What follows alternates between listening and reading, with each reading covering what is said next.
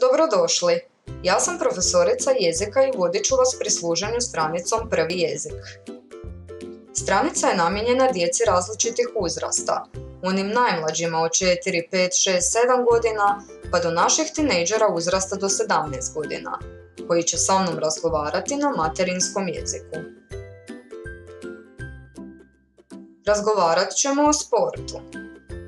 Pripremila sam zanimljive teme o životinjama, divljim, domaćim, šumskim, morskim.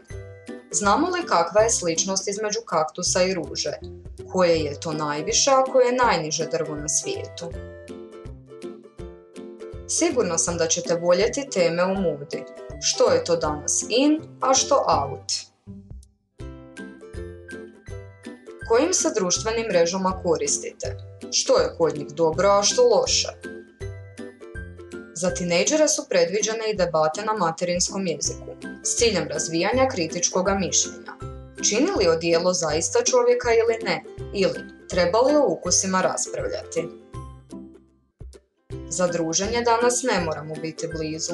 Trebamo se samo osloniti na tehnologiju koju imamo.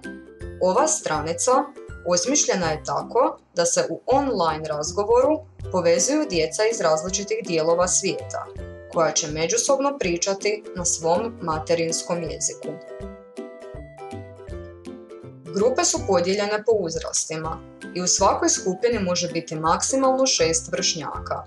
Pripremila sam različite teme, tako da ćemo svaki put razgovarati o nečemu novom.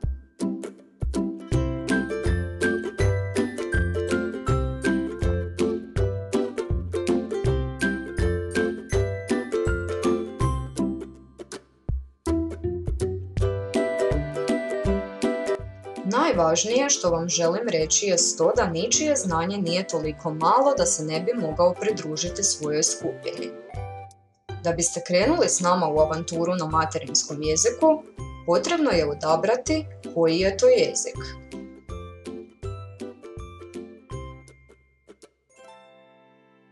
Čekam vas!